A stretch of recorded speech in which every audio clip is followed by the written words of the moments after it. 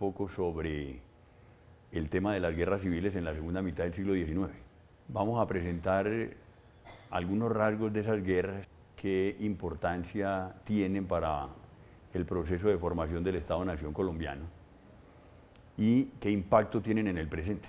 Tal como venía desarrollando la profesora María Elena Saldarriaga, el tema de la Guerra de los Supremos, al concluir, Colombia tiene una nueva constitución, la de 1843.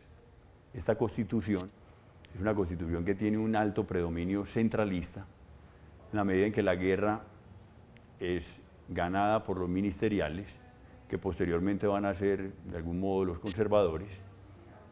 Por lo tanto, la guerra tiene siempre el sello del vencedor. La Constitución va a ser reformada de nuevo en el año de 1853, precisamente después de una guerra que es la de 1851, a la que me voy a referir en primer lugar. Y haremos entonces un periplo entre esa guerra de 1851 y la Guerra de los 1000 días, que culmina en 1902, de tal manera que Colombia es un país, como los demás países de América Latina, un país en donde las guerras civiles hacen parte del proceso de formación nacional, pero Colombia pasa del siglo XIX al siglo XX en guerra civil, que es la peculiaridad colombiana en el contexto latinoamericano. Bonitas cosas las que aprendes en tus tertulias. La guerra de 1851 es muy importante porque tiene básicamente tres elementos centrales. El primero es que acabamos de salir de un conjunto de reformas liberales en un país de altas tradiciones conservadoras, que viene bastante ligado a una tradición colonial. Las reformas liberales, que básicamente propenden por un sufragio universal de varones, por la libertad de prensa, la libertad de cultos. Un segundo tema que es clave es el de la abolición de la esclavitud, que precisamente va a ser un eje fundamental de ese gobierno de José Hilario López a mediados del siglo y de las reformas liberales. Entonces tenemos un conjunto, digamos, de reformas que básicamente buscan es que el Estado se haga más laico, más liberal, propenda por libertades, haya más afirmación de los individuos que del mismo Estado, digamos, más individualidad y menos Estado, y que se deslinde el Estado de la Iglesia. Tema central. La guerra de 1851 es una reacción de los grupos conservadores contra las reformas liberales de un lado, en el Cauca particularmente contra una reforma fundamental, que es la de la abolición de la esclavitud, dado que el Gran Cauca fue siempre un centro de propietarios, terratenientes, esclavistas, y de las únicas regiones, digamos, donde quedaba un bastión importante de esclavos a mediados del siglo XIX. Entonces el Cauca va a reaccionar, básicamente liderado por estos grandes terratenientes esclavistas, contra el gobierno liberal, estos conservadores esclavistas, contra el gobierno liberal, con el objeto de parar la abolición de la esclavitud. O sea, no aprobar esa ley. Antioquia, por su parte, se va a oponer a las reformas liberales sus grupos más conservadores, en primer lugar, por los temores que tienen de que esas reformas también afecten la propiedad. En segundo lugar, porque pueden afectar a la Iglesia Católica como reformas que precisamente buscan una laicización del Estado y de la sociedad. Y en tercer lugar, porque los antioqueños tienen una peculiaridad muy importante aquí en este periodo, y es también defender la región de esas reformas y de una serie de proyectos liberales que hay en funcionamiento. Para identificar a los conservadores antioqueños y a los liberales de la élite antioqueña, uno diría que son los defensores de las tres Rs: región, religión y riquezas.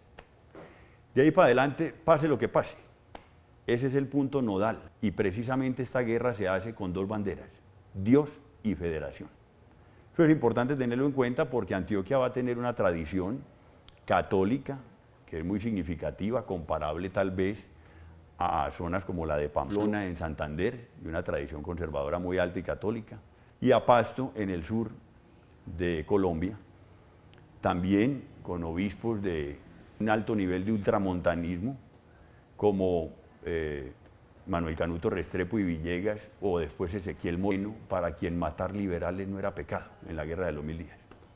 Bien, esta guerra deslinda más radicalmente a los partidos, y esta guerra también está asociada a un tema que es el de cómo descentralizar aún más el país.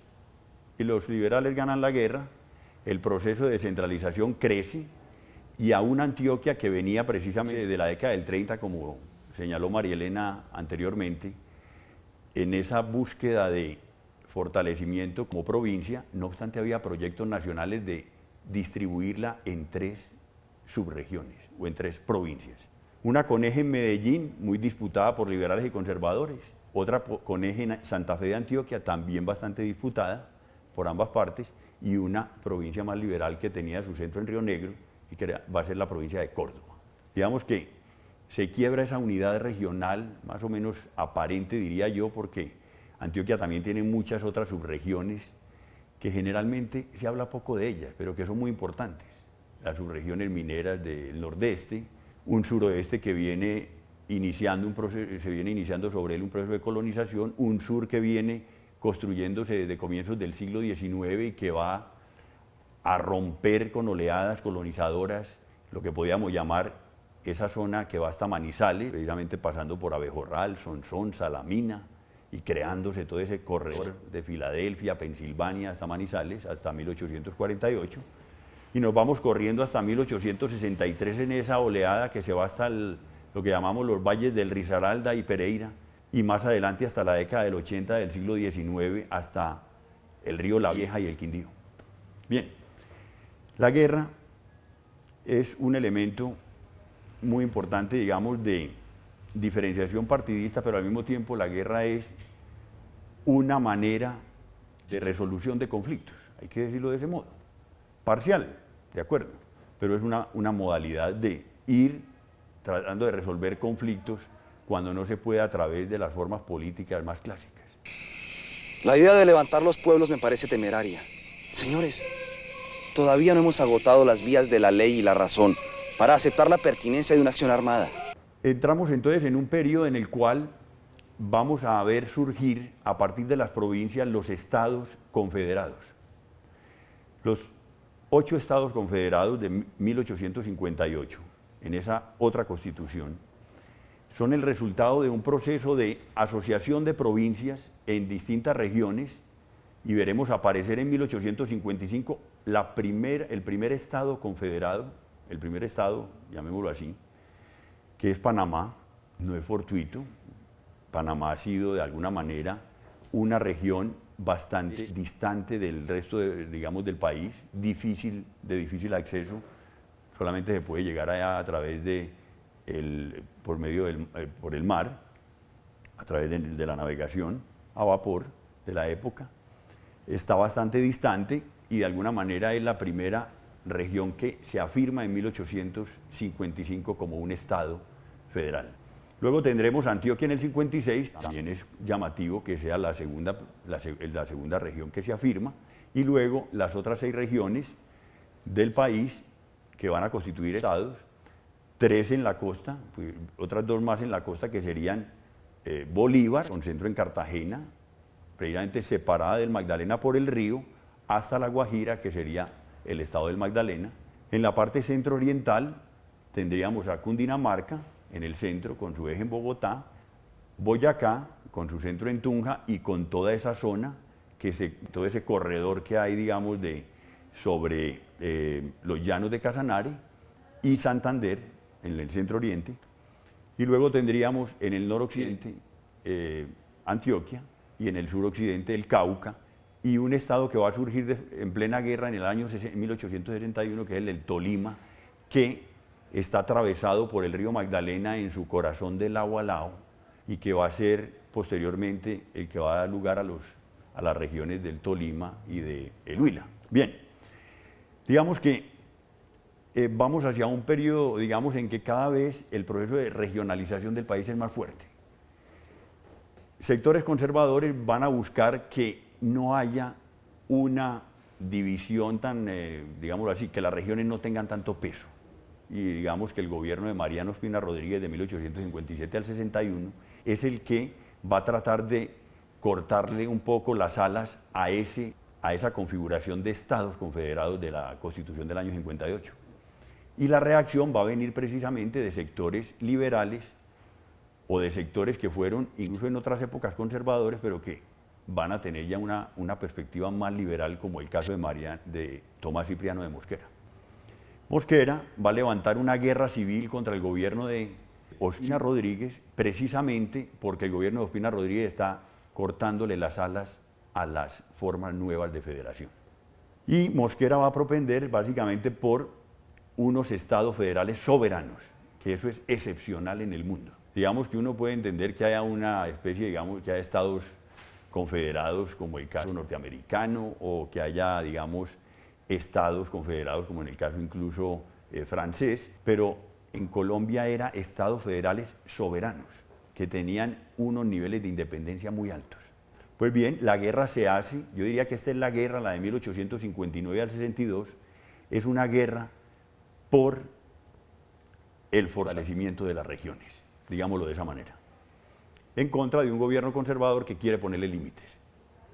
Pues bien, vamos a pasar por una guerra que es bastante dura, larga, en donde las relaciones con la Iglesia se vuelven muy conflictivas precisamente para el liberalismo y para el Estado laico que quieren desarrollar los liberales radicales predominantemente, y mosqueristas, hay que decirlo, porque el mismo Mosquera se enfrenta al Papa en temas fundamentales que son claves para entender la historia colombiana. Y es que en las relaciones Iglesia-Estado los fenómenos centrales están básicamente en la desamortización de los bienes de manos muertos de la Iglesia, que produjeron unos 12 millones de pesos en la venta que hicieron los liberales en sus gobiernos de 1863 al 78 aproximadamente. ¡Qué sacrilegio! Le quitaron hasta la corona. Cuando en el caso mexicano, por ejemplo, la desamortización pudo valer aproximadamente de tierras unos 100 millones de pesos. Entonces, comparativamente, uno también se da cuenta de qué sociedades estamos hablando, de la extensión de la propiedad que podía tener la Iglesia Católica allá, mucho mayor que acá, en donde incluso la desamortización colombiana tiene un peso más marcadamente urbano que rural. Bien, desamortización de bienes de manos muertas, punto central de conflicto entre la Iglesia y el Estado. Tuición de cultos o inspección de los cultos, es decir, que el Estado podía controlar a la Iglesia Católica y a las demás iglesias o religiones, con el objeto de que, en la medida en que hay libertad de cultos, pues cada una pueda de algún modo coexistir con las demás, pero ninguna imponerse a las otras. Yo no sé nada, solo tengo la orden de liberarlo para que se presente en el cabildo. Y en tercer lugar, el tema de la educación. Es fundamental. El tema de educación laica o educación católica. Y en eso hay una conflictividad muy alta.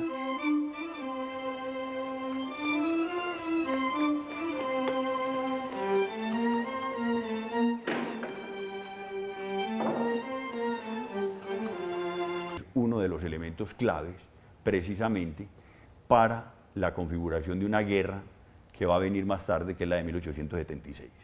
Evidentemente vamos a pasar por un periodo federal que yo diría que tiene una serie de perspectivas democráticas en donde vamos a tener, digamos, un proyecto de configuración del Estado-Nación en donde básicamente hay tres elementos claves. Uno es la afirmación del Estado por encima de la Iglesia, y en esa medida el proceso de desamortización, de control de la educación por parte del gobierno radical.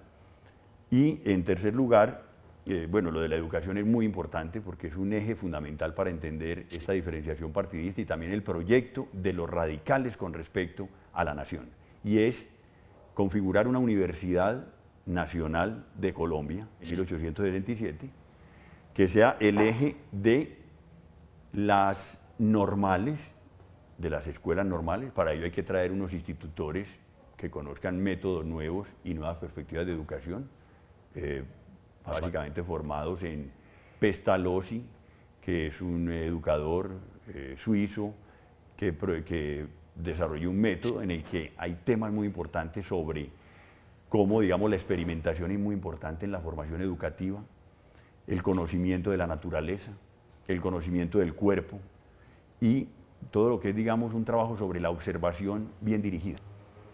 Bien, entonces el tema de la educación, otro punto importante para los radicales, una universidad nacional, unas escuelas normales, una educación secundaria y primaria a todo dar en un sentido laico y que las clases de religión se den de manera, digámoslo así, externa por parte de los sacerdotes o de laicos católicos, pero que no sea parte del programa de asignaturas normal de una institución pública o incluso privada, pero básicamente pública.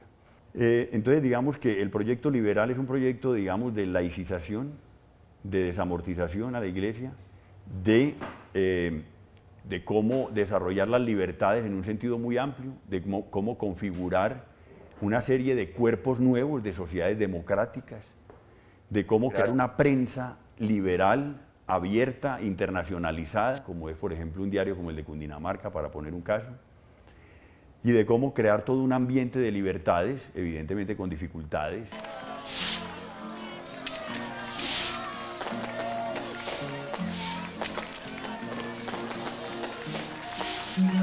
Y en muchos casos los liberales mismos fueron bastante pródigos en los fraudes electorales, hay que decirlo, como lo fueron también los conservadores, pero en crear, digámoslo así, una serie de elementos democráticos para la construcción de una nación distinta a esa tradición conservadora de que se nutría la nación. Bien, la guerra del 76 es básicamente una expresión del conflicto frente al fenómeno educativo, pero en general hay que decir, es la confrontación de dos grandes maneras de hacer Estado-nación en el siglo XIX. O el Estado-nación es conservador y católico, o es liberal y laico. No hay sino esas dos maneras de hacer Estado-nación. Y en esa disputa hay una confrontación de proyectos de Estado-nación. Y precisamente, si bien la educación parece ser, digamos, el eje fundamental que lleva la guerra, y la guerra se ha denominado la guerra de las escuelas, la guerra de los curas, se podría decir que la guerra hasta de los obispos, porque muchos obispos incitaron a la guerra, a desobedecer al gobierno liberal y evidentemente incendiaron la guerra, para decirlo en pocas palabras. Porque Él, el divino, es el que nos atribula por nuestros pecados. Si bien se ha dicho que la educación es el motivo, aquí lo que hay es una confrontación de dos modelos de construir esta nación colombiana. Pues bien, vamos a la guerra del 76, donde básicamente la confrontación es bastante fuerte, digamos que es tal vez uno de los momentos en que tanto el gobierno nacional como los conservadores tienen ejércitos más o menos orgánicos. Uno diría que un gobierno liberal que logra llegar a unos 30.000 hombres en pie de guerra, en ejércitos regulares, y un ejército conservador que entre ejércitos regulares y guerra de guerrillas puede tener alrededor de 14.000 a 15.000 hombres en todo el país, son ya respetables, son cifras respetables. Y hay pues muchas polémicas acerca de qué tanto incorporan las guerras civiles colombianas a la población, y yo diría que tal vez en los ejércitos es en parte significativo, pero todavía lo es más en la implicación que hay de las localidades. La gente se mete muchas veces a la guerra porque la guerra da ocupaciones, y muchas veces se da más ocupación en tiempo de guerra que en tiempo de paz. La gente va a la guerra por el partido, por el partidismo político, al partido con razón o sin ella. La gente va a la guerra por defender su religión. Es la Virgen Santísima en persona, Nuestra Señora de la Concepción.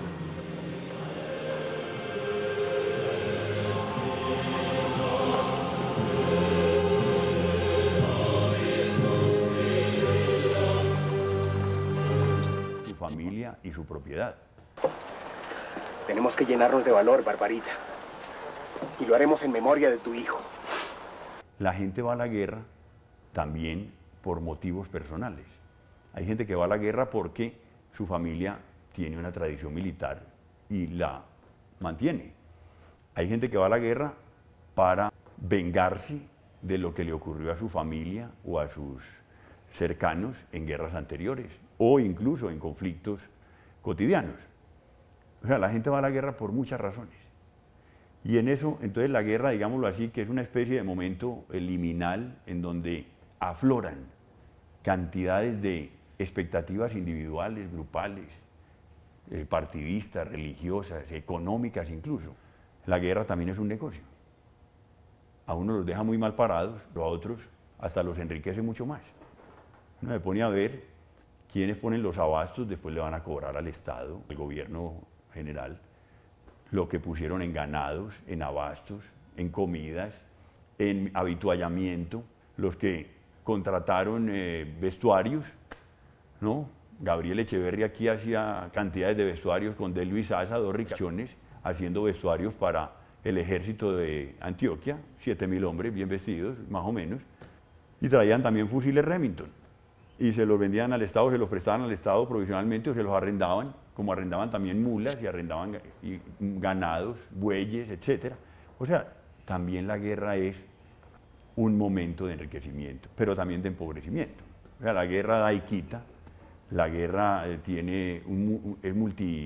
multicolor, hay una policromía muy alta en la guerra, en lo que se refiere, digamos, a ganar y perder, digámoslo de esa manera. Bien, las otras guerras civiles colombianas después de la guerra del 76 que ganan los liberales, pero quedan en una especie, digamos, de situación muy crítica porque es una especie de triunfo pírrico, haciendo referencia pues a Pirro, en el cartaginés que ingresaba por el sur de la península itálica, Roma, a tomar Roma, y que finalmente pues, obtuvo unos grandes triunfos, pero a costa de perder gran parte de sus hombres y de sus elefantes. Aquí pasó una cosa similar. El ejército y el gobierno liberal ganó la guerra, pero de alguna manera perdió fuerza en las regiones. Y en esa medida el liberalismo se va a dividir, venía ya, digamos, bosquejándose esta división entre radicales e independientes, y los independientes van a dar lugar a una coalición con el conservatismo, y en esa medida el radicalismo va a ir perdiendo fuerza y su proyecto de perspectivas de libertades, de democracia, de civismo, de construcción educativa para un país tan iletrado, va a ir perdiendo terreno frente al conservatismo y la Iglesia. Entonces nos vamos a aproximar a una guerra que es la del 85, que es básicamente la guerra que le da el traste con el proyecto liberal y la apertura del proyecto conservador que ya venía anunciándose desde la década del 70. Y es aquí donde tiene un peso muy importante Rafael Núñez, por un lado, el cartagenero,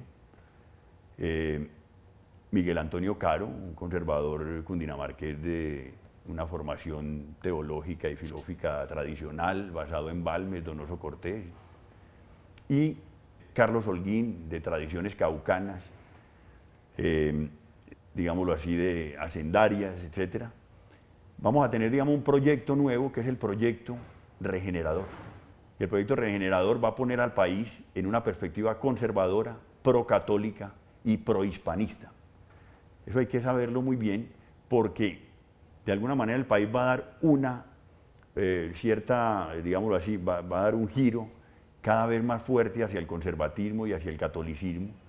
Y a mi modo de ver, el país con eso pues va a ganar en una cierta unificación desde arriba hacia abajo, pero va a perder en términos de sus relaciones internacionales, de su apertura a ideas nuevas, de su desarrollo de las ciencias, de las artes, de todo lo que podíamos llamar una serie de estrategias liberales en las que estaban metidos ya casi todos los países latinoamericanos. El único país que de alguna manera se devuelve hacia unas tradiciones conservadoras y procatólicas es Colombia. Pero si uno mira desde Centroamérica hasta el Cono Sur, la mayoría de los países latinoamericanos están en una perspectiva de libertades, liberalización, laicización, de hacer unas relaciones Iglesia-Estado cada vez más, digámoslo así, más independientes. Pero en cambio en Colombia vamos hacia una constitución centralista, un concordato con la Santa Sede, una apropiación de nuevo de la Iglesia de los cementerios, toda esta imposición de alguna manera de de cómo dejar ingresar la Iglesia a la vida íntima y a la vida colectiva de las gentes. O sea, de la Iglesia como elemento esencial del orden social.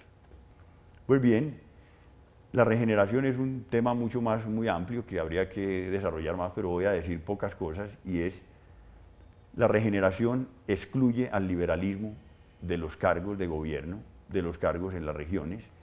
De alguna manera el liberalismo es estigmatizado en la medida en que es leída la federación como un periodo abominable por parte de los conservadores, y por lo tanto aquí se impone más el orden y un cierto autoritarismo frente a las libertades, hay que decirlo de esa manera. Entonces la Constitución tiene una serie de limitaciones a las libertades de prensa, de expresión, de asociación, que son muy importantes para entender también qué manera el conservatismo y la Iglesia van recostando al liberalismo hasta llevarlo a dos guerras. Para decirlo en pocas palabras, las guerras civiles tienen una implicación muy alta en el proceso de configuración de la nación y tienen sus impactos en los procesos de violencia del siglo XX y del presente.